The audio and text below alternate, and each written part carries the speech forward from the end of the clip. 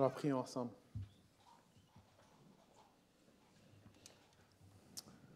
Tendre Père, merci pour ta grâce encore aujourd'hui. Merci Seigneur qu'on peut ouvrir ta parole et on peut la lire et on peut le faire dans la liberté. On ne prend pas ça pour acquis, Seigneur. On prie en ce moment pour l'autre moitié de l'Église ici, au camp des bouleaux. Je te prie Seigneur que tu puisses remplir de ton esprit le prédicateur qui est là, qu'il puisse prêcher ta parole, qu'il puisse être édifié. Seigneur, la même chose ici pour nous.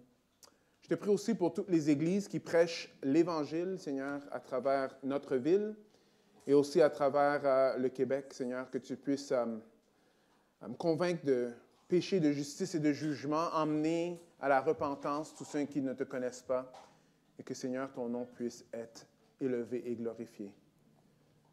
Seigneur, on n'est pas digne d'être tes enfants, mais on est reconnaissant et on te donne toute la gloire. En ton nom, Jésus. Amen. On arrive à la fin de la lettre de 1 Jean. Et la dernière phrase, ça dit « Petit enfant, gardez-vous des idoles. » Petits enfants, gardez-vous des idoles. Alors, une idole, dans l'Ancien Testament, on va voir que souvent, c'était des morceaux de bois qui étaient taillés par des humains. Et on peut voir des idoles, même aujourd'hui, mais ce n'est pas aussi courant, mais on peut aller dans certains restaurants, il y a des idoles avec des gros ventres, il y a d'autres idoles, il y a des idoles un peu partout. Right? Mais ce qui est intéressant avec les idoles, c'est que les idoles, eux, ils ne parlent pas. Ils ne voient pas et ils ne sont pas capables de faire quoi que ce soit, n'est-ce pas? Jean termine sa lettre avec « Petits enfants, gardez-vous des idoles ». Mais il a commencé sa lettre en disant ceci, « Ce qui était dès le commencement, ce que nous avons entendu, ce que nous avons vu de nos yeux, ce que nous avons contemplé et ce que nos mains ont touché concernant la parole de vie. » Jean est en train de dire, Jésus n'est pas un idole. Ce que lui a à dire, c'est très important. Gardez-vous des idoles. On est dans un monde où les idoles sont partout. On est constamment bombardé avec des choses qui peuvent prendre la place de Dieu. Jean dit, gardez-vous des idoles. Toute la lettre ici de 1 Jean peut être résumée dans un verset, et c'est ce verset-là ici. « Cela, je vous l'ai écrit afin que vous sachiez que vous avez la vie éternelle, vous qui croyez au nom du Fils de Dieu. » Jean, il ne mâche pas ses mots, il le dit très clairement, un croyant peut savoir qu'il a la vie éternelle, l'assurance qu'il a la vie éternelle. Il y en a qui vont peut dire, oui, mais ça a l'air un peu prétentieux, ça. On va voir pourquoi ce n'est pas prétentieux. Et moi, je suis même prêt à dire, c'est prétentieux de penser autrement. On peut savoir qu'on a la vie éternelle à cause que la vie éternelle ne vient pas de nous. La vie éternelle vient de Dieu.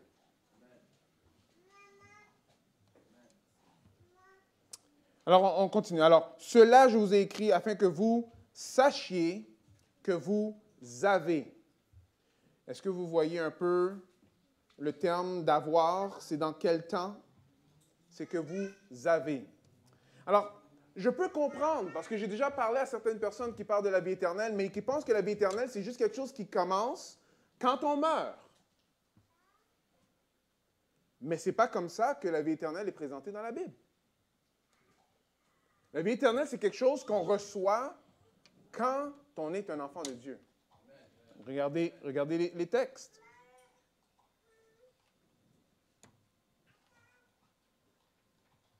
Jean 3, 36. Regarde. Celui qui croit au Fils aura. C'est très important, là. Est-ce que vous voyez? A la vie éternelle.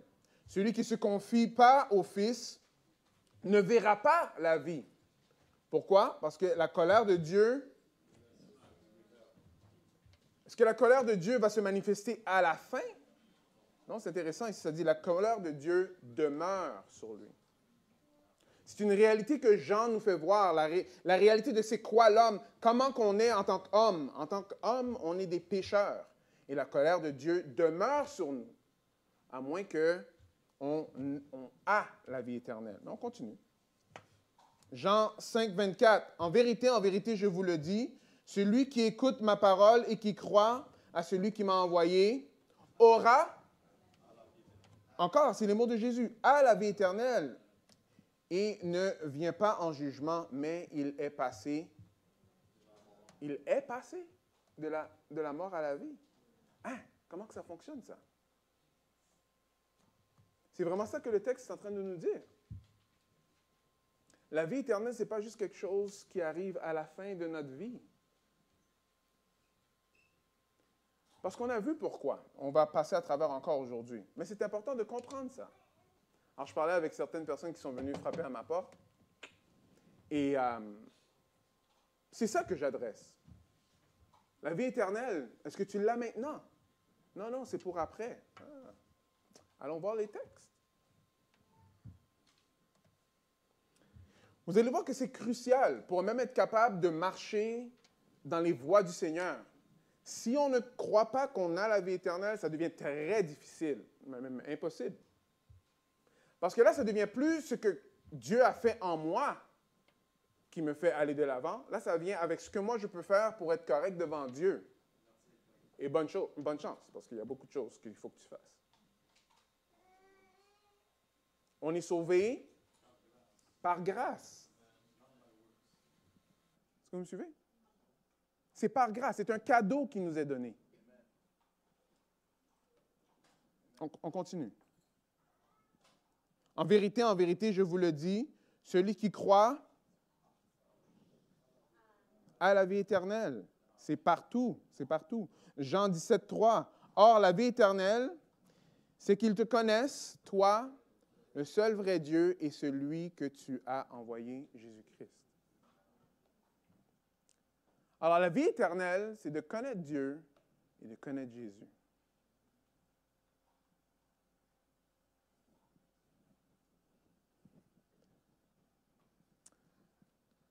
Il y en a plusieurs qui m'ont déjà posé cette question-là. Oui, mais est-ce que une fois sauvé, toujours sauvé? C'est en anglais once saved, always saved. En créole, c'est sauvé, sauvé net. Est-ce que c'est comme ça que ça fonctionne? Alors, tout ce que j'ai besoin, c'est d'être sauvé, après tout est correct? C'est intéressant, ça. Et moi, ma réponse va être oui et non. Je vais vous expliquer pourquoi. Parce que le problème qu'on a, ce n'est pas vraiment du fait que le Seigneur sauve. C'est souvent notre compréhension de c'est quoi être sauvé. Alors, plusieurs, souvent, vont penser que être sauvé, c'est parce qu'on a fait une prière. Ça veut dire qu'on a dit des mots, là, et parce que ces mots-là, on les a dit, ça, il y a quelque chose de magique qui s'est passé dans ces mots-là, et à cause que j'ai dit ces mots-là, là, je suis correct. Ou bien, il y avait un pasteur en avant qui t'a dit de te lever pour venir, parce que je me suis levé, alors là, je suis sauvé. Est-ce que quelqu'un qui est sauvé a passé par ça? Probablement. Mais ce n'est pas le fait qu'il a dit une parole, ce n'est pas le fait qu'il s'est levé qui le sauve. C'est la foi qui sauve. Alors, tu peux dire ces choses-là sans foi.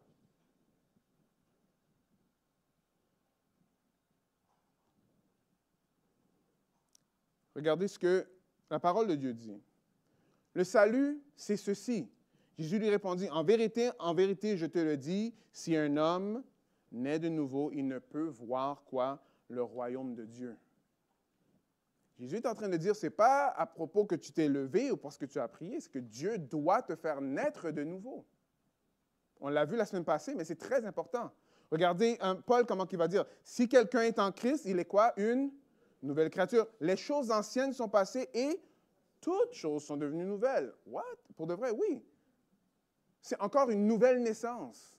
C'est quelque chose de surnaturel. Ce n'est pas quelque chose qui vient du fait que tu as dit quelques mots, un après l'autre.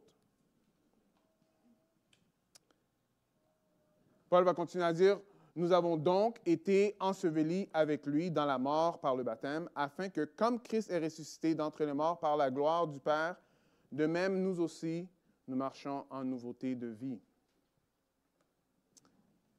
Alors, vous voyez, être sauvé, ce n'est pas simplement juste dire des mots, là. Parce que tous ceux qui sont sauvés, Jésus n'est pas juste sauveur pour eux. Il est sauveur et Seigneur. Comme tu ne peux pas avoir Jésus juste comme sauveur et pas Seigneur. Jésus, lui, il est le Seigneur de notre vie et aussi c'est celui qui sauve. Ou c'est celui qui sauve et aussi il est Seigneur de notre vie. Tu ne peux pas avoir un ou l'autre. Il y en a des fois qui avaient pensé, ah non, mais moi je suis sauvé, mais je peux faire ce que je veux. Really? Alors peut-être la définition de sauver qui se passe dans ton esprit ou dans notre esprit, quand on pense à ça, c'est probablement pas une notion de sauver qui cadre avec la façon que la Bible nous montre c'est quoi être sauvé. Et rappelez-vous, toute cette notion de sauver, ça vient de la Bible. Alors si nous, on ne se plie pas à ce que la Bible révèle elle-même de c'est quoi être sauvé, alors on fait quoi exactement? Une autre chose qu'on voit après la vraie foi, être vraiment sauvé, on va voir ceci, il en est de la foi. Hein? Si elle n'a pas d'œuvre, elle est morte en elle-même. C'est comme ça que Jacques va dire les choses. Alors la vraie foi va faire des œuvres. Les œuvres ne sauvent pas, mais la vraie foi fait des œuvres. Et Tite va le dire comme si, la grâce de Dieu, source du salut pour tous les hommes, a été manifestée. Elle nous enseigne à renoncer à l'impiété, aux désirs de ce monde, et à vivre dans le siècle présent d'une manière sensée, juste et pieuse. Alors, cette grâce-là, ce salut-là, nous enseigne. Alors, frères et sœurs et amis, important, on peut savoir qu'on a la vie éternelle. Parce que la vie éternelle ne vient pas de nous. La vie éternelle, c'est quelque chose que Dieu fait en nous. Comme le vent, on ne voit pas le vent, mais on peut voir les effets du vent. Alors, si tu as mis ta foi en Christ, si Christ est ton Seigneur, tu peux savoir que tu as la vie éternelle. Ça ne vient pas... Tu ne suis pas Jésus juste parce que c'est ça que le voisin fait, là.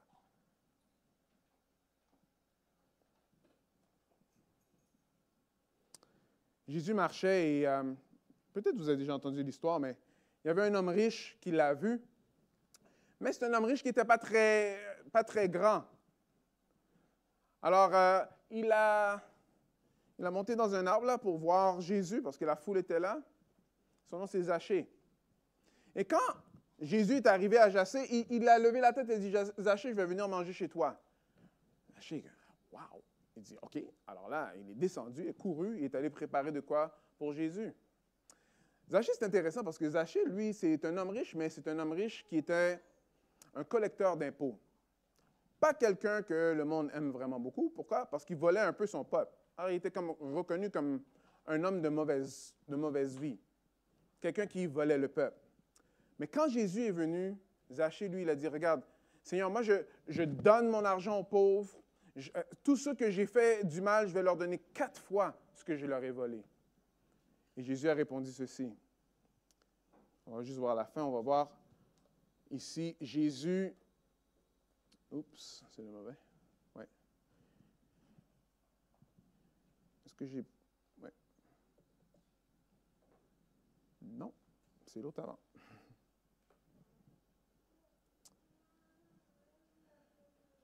Je m'excuse. Voilà, OK. Alors Jésus lui dit, aujourd'hui, le salut, être sauvé, right, est venu pour cette maison parce que celui-ci est aussi un fils d'Abraham. Zachée a réalisé qui était là. Et Zachée était prêt à tout vendre, à donner 4 fois ce qu'il a fait de mal aux autres parce que Jésus était là. Qui contraste avec un autre homme riche, que lui est allé voir Jésus. Et quand il est allé voir Jésus, Jésus lui a dit, OK, alors vends tout et suis-moi. Et il était triste. Vous voyez, ce que Dieu a fait dans le cœur de Zachée, on voit que ce n'est pas ça qui s'est passé dans l'autre homme riche. Ce n'est pas juste une affaire de religion. Ce n'est pas quelque chose aussi simple que ça, non. On sait que, oui, on peut être sûr qu'on a la vie éternelle. Pourquoi? Parce que c'est Dieu qui fait ce changement-là en nous. Alors, est-ce que tu es sauvé? Ça, c'est la question. Est-ce que Jésus-Christ est Seigneur de ta vie? Est-ce que celui qui conduit la voiture, là, c'est Christ qui conduit? Ou est-ce que c'est toi qui es toujours en train de conduire ta propre auto? Ça, c'est vraiment la question. Alors, pourquoi c'est si important, pasteur, qu'on sache qu'on a la vie éternelle? C'est parce que vous voyez, savoir qu'on a la vie éternelle fait toute la différence de la façon qu'on va vivre notre vie chrétienne. Alors, si tu rentres, je ne sais pas, peut-être ton patron est comme ça. Tu rentres, ton patron, c'est un patron extrêmement autoritaire. Ça veut dire que lui, il a plein de règlements. Il ne te donne jamais de compliments.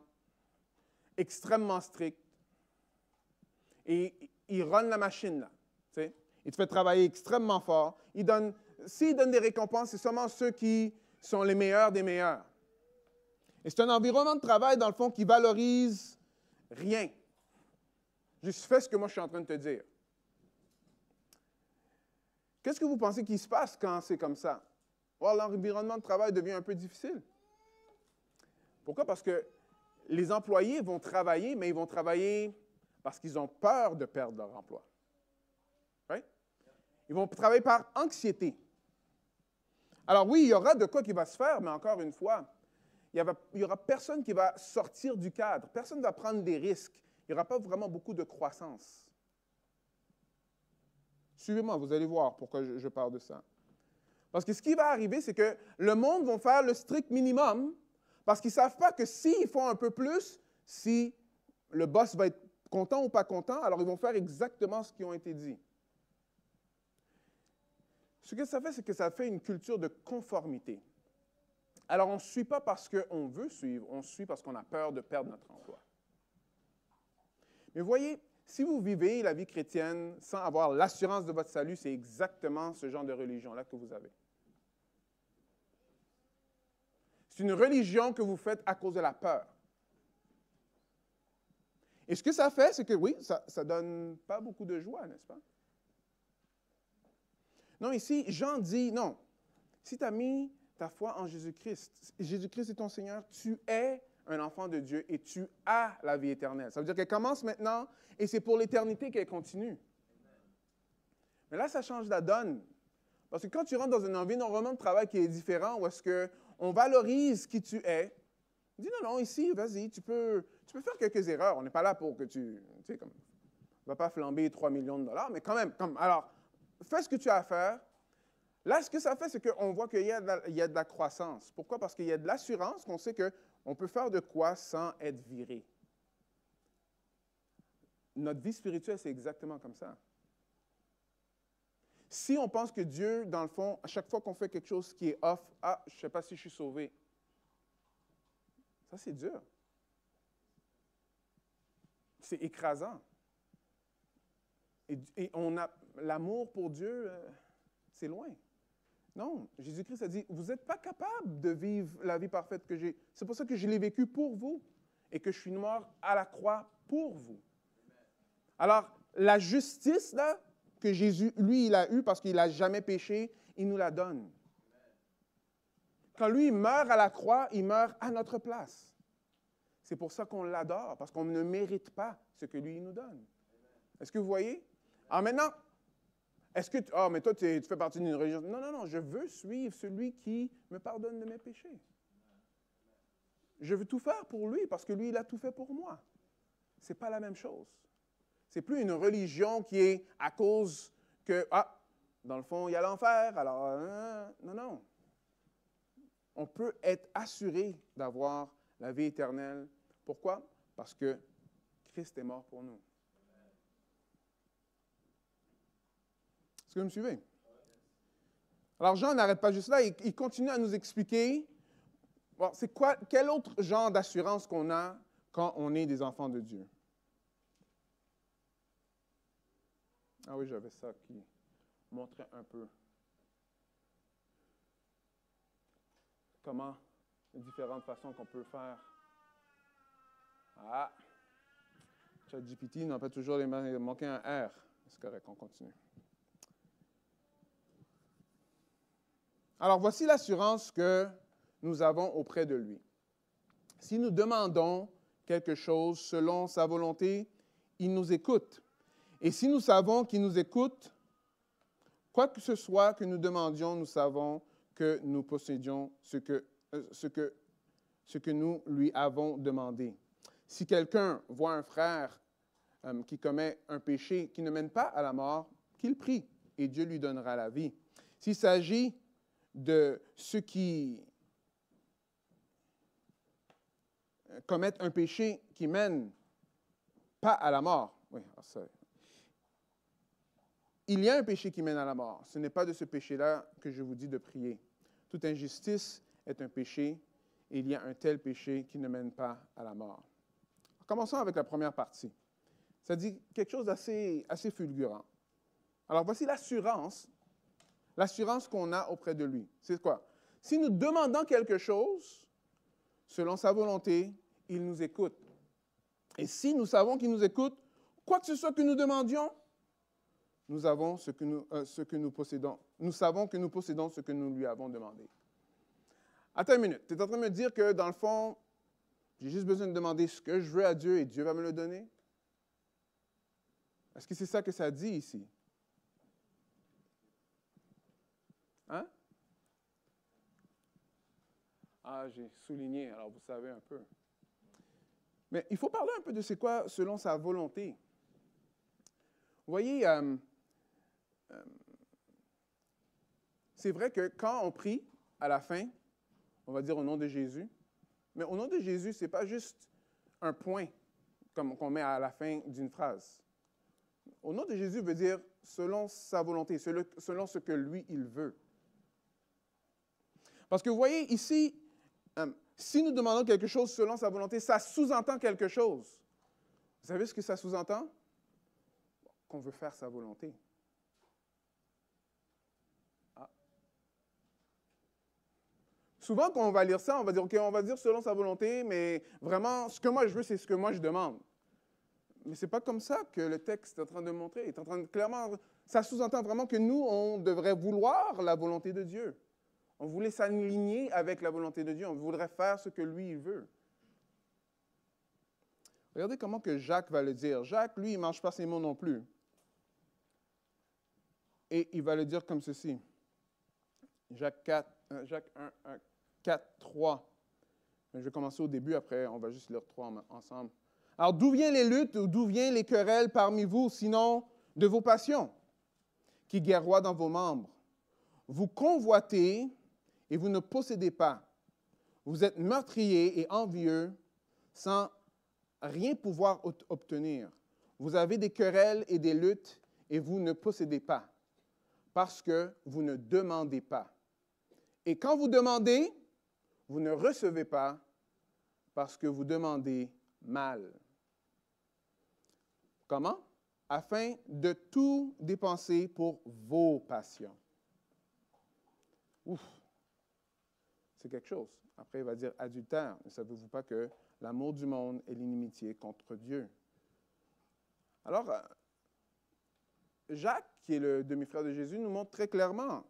C'est parce qu'on ne reçoit pas, c'est parce qu'on ne demande pas. Et quand on demande, mais on demande mal. Alors, quand on est en prière, est-ce que nous, on est préoccupé même avec la volonté de Dieu? Ou tout ce qu'on veut, c'est qu'on veut juste que Dieu nous donne ce que nous, on veut? Ah, mais pasteur, est-ce qu'on peut demander de quoi? Oui, mais regardez comment que Jésus, lui, il nous a même montré comment prier. Notre Père qui es aux cieux, que ton nom soit sanctifié, que ton règne vienne, que ta volonté soit faite sur la terre comme au ciel. Est-ce que vous me suivez un peu? Sommes-nous préoccupés même avec la volonté de Dieu, ce que lui, il veut? Vous voyez, ça remet les choses en perspective. Parce que l'autre verset qui est intéressant, c'est celui-ci, dans Psaume 37, 4, qui dit « Fais de l'Éternel tes délices, et il te donnera ce que ton cœur désire. » Ah, moi j'aime la dernière partie. Il me donnera ce que mon cœur désire. Mais c'est juste que Dieu, lui, n'est pas Père Noël. Okay? Dieu est Dieu. Non, il faut faire de l'Éternel nos délices. Et après, il nous donnera ce que notre cœur désire. C'est intéressant, c'est comme une illustration que j'ai vue, j'ai trouvé ça bien. C'est comme un garçon qui va dans l'atelier de son père. Son père, c'est un artisan et il aime faire des choses. Alors, il aime juste être dans la présence de son père. Alors, il va là et il s'assoit. Son père fait de quoi? Et il regarde. Il aime ça, il regarde. Il aime savoir ça. Après, il voit que son père, il va créer des maquettes, des affaires de même. Après, ça lui donne de la joie. Et l'enfant est là et il aime ça. C'est tout. Vous voyez, au fur et à mesure que le temps passe, qu'est-ce qui commence à se passer? C'est que quand lui, il est dans l'atelier, il va voir des choses que son père n'a pas terminées et lui, il va commencer à les terminer aussi. Tu sais, au fur et à mesure que le temps passe, il va commencer à bâtir des choses qu'il sait que son père va aimer à terminer. Est-ce que vous voyez? Alors là, juste en étant dans la présence de son père, il a appris c'est quoi la volonté de son père et avec le temps, lui, ce que lui, il veut devient ce que son père veut. Est-ce que vous me suivez un peu? Il ne veut pas seulement recevoir des choses de papa. Il veut faire de quoi qui va lui faire plaisir. Quand on prie, est-ce qu'on dit des choses comme « Seigneur, ce que tu désires faire de moi, fais-le. » Attention, c'est des bonnes prières, mais ça brasse après, hein? Montre-moi autour de moi comment que je peux te glorifier, Seigneur. Aide-moi à voir ta volonté dans ce qui est en train de se passer, Seigneur. Est-ce que vous voyez comment c'est une différente prière? C'est que on n'est pas en train de prier un bâton. Ce n'est pas un idole, c'est celui qui a créé les cieux et la terre. On a intérêt à le faire nos délices. C'est lui qui a même créé les délices. Vous me suivez? Les prières, donne-moi ce que je veux. Et il y en a beaucoup. Il y a même des chants que j'écoute qui disent bon, Seigneur, fais-le, mais fais-le maintenant. Ouais. Ou bien si tu ne dis pas que ta volonté soit faite, alors tu manques de foi. Vraiment? Jésus l'a dit. Alors Jésus manquait de foi quand il était au jardin de Gethsémani. Pas ma volonté, Seigneur, mais la tienne. Ou une autre prière, fais-moi vouloir ce que tu veux, Seigneur. Ouais. Voici l'assurance qu'on a quand on va en prière. Et oui, quand notre volonté est alignée avec celle de Dieu, tout ce qu'on demande, il va le faire. Parce qu'on fait ce que lui veut. Il y a des prières qu'il aime. Ah, Seigneur, fais en sorte qu'il y ait l'unité dans l'Église. Tu sais, change mon cœur pour que je sois plus humble avec mon épouse. Transforme-moi afin que je puisse te glorifier dans toutes les places où ce que je vais. C'est d'autres types de prières. Il y a un homme qui a fait beaucoup de prières, l'apôtre Paul. Si vous voulez un petit exercice, passez à travers les lettres de l'apôtre Paul et regardez le sujet de ses prières. C'est toujours la volonté de Dieu qui veut qu'il s'accomplisse.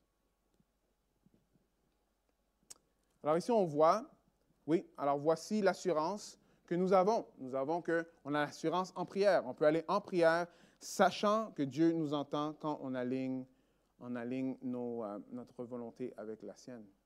Mais il y a une autre chose qu'on peut faire en prière, c'est quoi? C'est qu'on est responsables les uns les autres. Alors le chrétien a la responsabilité d'intercéder pour les frères et sœurs dans l'Église.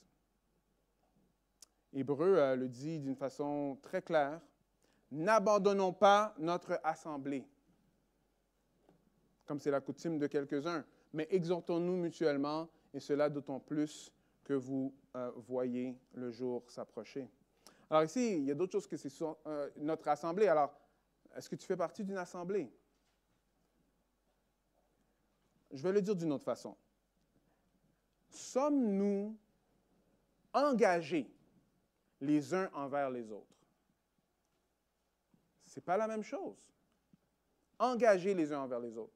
Alors, quand tu as un partenaire de course, tu dis, regarde, j'ai besoin que, quand moi je vais être un peu fatigué, tu vas m'aider, tu vas m'encourager. Quand toi, tu vas être un peu fatigué. Alors, vous vous engagez. Alors, ton attente, c'est que quand tu es en train de courir, c'est ça qui va se passer, la personne va être là. Right? Mais il peut y avoir d'autres personnes qui courent autour, qui sont dans la course, c'est très bien. Mais est-ce qu'ils sont engagés? Non. Alors ici, très clairement, la parole nous montre qu'on a besoin d'être engagé à un corps local.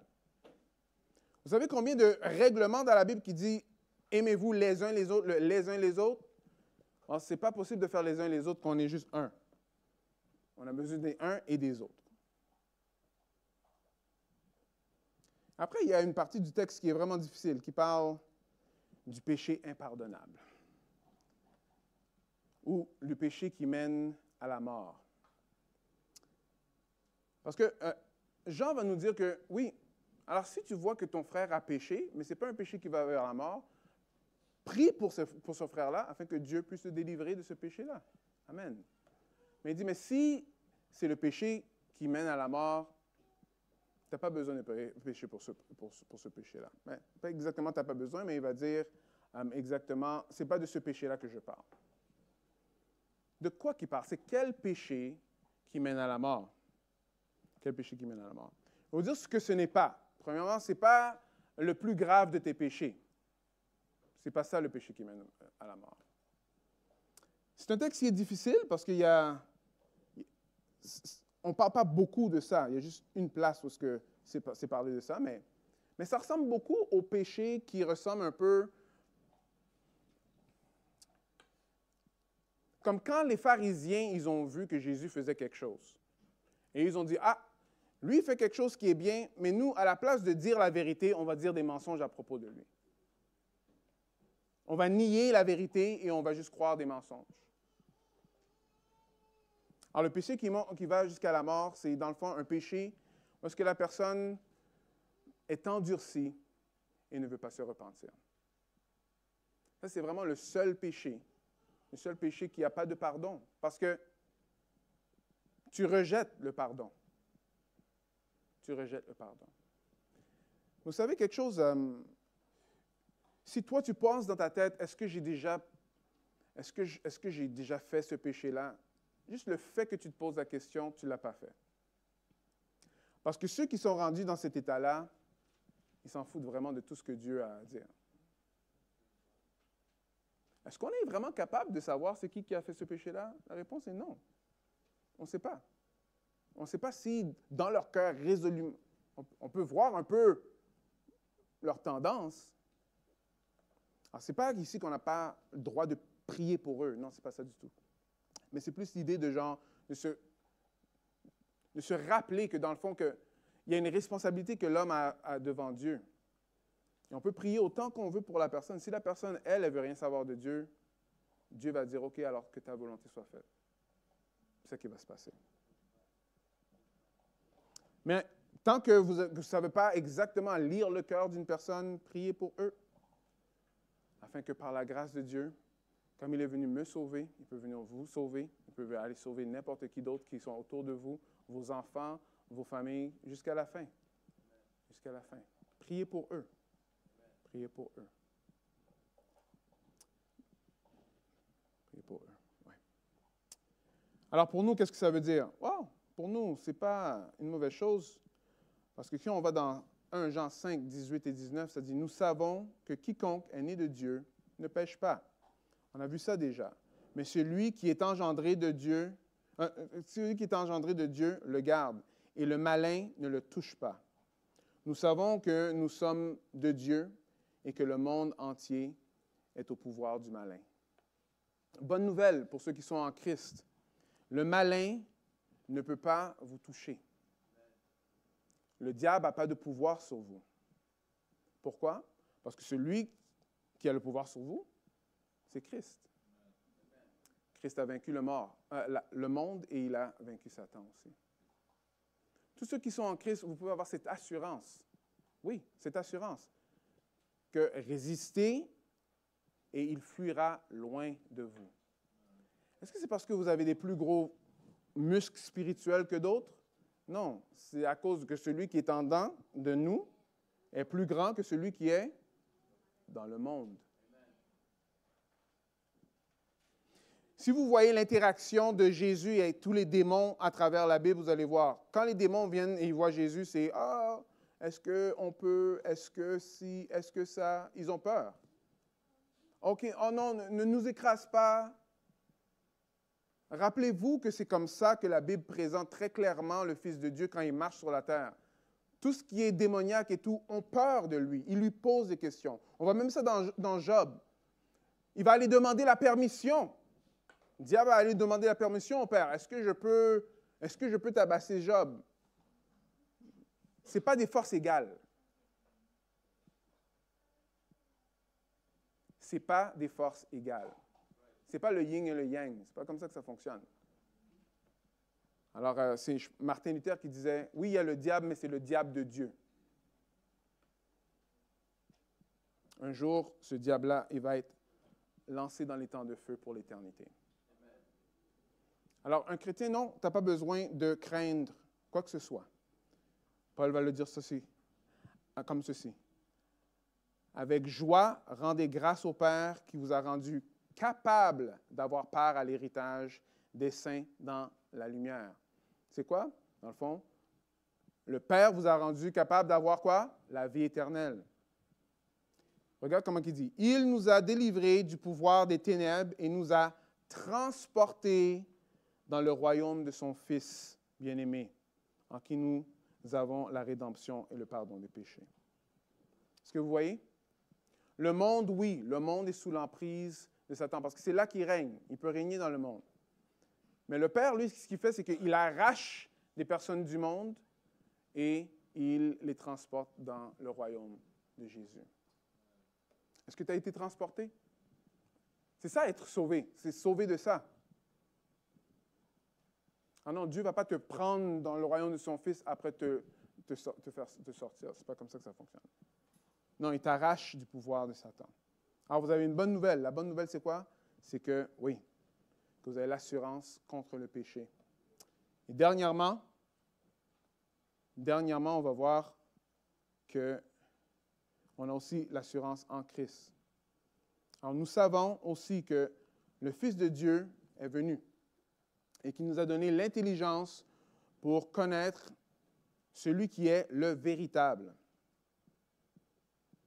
Et nous sommes dans le véritable en son Fils Jésus-Christ. C'est lui le Dieu véritable et la vie éternelle. Petits enfants, gardez-vous des idoles. Est-ce que vous voyez ce que Jean a écrit? Il a écrit, c'est lui le Dieu véritable et la vie éternelle. La vie éternelle, c'est d'avoir Jésus-Christ. Et la Bible nous montre encore une fois que Jésus-Christ est Dieu. Jésus-Christ est Dieu. En conduisant pour retourner du camp hier soir, ce matin, j'étais sur la route et je conduis là sur, en tout cas, l'autoroute. Après, je vois les lumières, les lumières de... Alors là, je pense que, tu sais, qu'est-ce que je vais dire aux policiers et tout? Alors, il vient à côté de moi, après, il continue à conduire. Je dis, OK. Mais juste avant, là, pendant que j'étais en train de conduire, souvent, je vais un peu plus vite que la vitesse, mais je dis, mais tu sais, regarde, il n'y a pas de voiture, il n'y avait pas de voiture pendant au moins 1 heure de temps, pas de voiture. Alors, je dis, OK, je veux juste aller un peu à la vitesse, à la limite de vitesse. Tu sais. Et par la grâce de Dieu, en allant à la limite de vitesse, je n'ai pas eu de ticket, parce qu'il était là, il était en train de m'attendre. Il y a des places qu'on va des fois que la lumière rouge et les stops, c'est plus des suggestions. Est-ce que vous savez, est-ce que vous êtes déjà allé dans un pays où est-ce que, oui, il y a des stops, mais c'est plus une suggestion qu'une obligation? C'est qui c'est... Oui. Personne? Vous êtes toujours allé dans les pays où est-ce que tout le monde fait tout leur stop? Il y a des places que les lumières rouges, c'est des suggestions. OK? Vous voyez, c'est intéressant de voir ça, parce que qu'est-ce qui fait en sorte que, même s'il n'y a pas d'auto et tout, qu'on va ralentir et qu'on va faire notre stop? Est-ce que c'est parce qu'on a peur? Peut-être. En général, ce n'est pas vraiment ça. Si on le fait, c'est parce qu'on sait, bon, OK, on va faire attention là, parce qu'on ne veut pas frapper quelqu'un. On ne va pas passer une lumière rouge parce qu'on veut faire attention. Alors, vous voyez, on ne le fait pas parce que c'est juste parce qu'on va avoir un ticket. On le fait parce qu'on voit que c'est quelque chose qui est bon. Vous me suivez? Vous voyez, la vie chrétienne, c'est comme ceci. La vie chrétienne, c'est que tu fais ce que Dieu te demande de faire, c'est parce que c'est bon pour nous. On ne le fait pas par contrainte. Ça ne devient pas quelque chose qui est lourd pour nous. On le fait parce qu'on veut le faire. Mais la religion, ou ce que l'homme va proposer, va toujours avoir l'air lourd, tout le temps. Pourquoi? Parce que c'est une affaire qui a à faire que toi, tu dois être le meilleur que tu peux pour te présenter devant un être qui est parfait. Ça ne fonctionnera jamais. Alors la Bible nous dit, on écrit ces choses afin que vous sachiez que vous avez la vie éternelle. C'est quoi la vie éternelle? C'est d'avoir Jésus, celui qui est parfait. Que lui, il est venu, il n'a jamais péché. Il a été tenté dans tout, mais n'a jamais péché. Il a choisi d'aller sur la croix, mourir pour ceux qui étaient des pécheurs. Ça dit, pendant qu'on était encore pécheurs, Christ est mort pour nous. Il est mort sur la croix, il est ressuscité le 3e jour. Si tu mets ta confiance en Jésus-Christ, si tu marches par la foi, il devient ton Seigneur et ton Sauveur, tu peux avoir l'assurance que tu as la vie éternelle. Amen. Prions ensemble.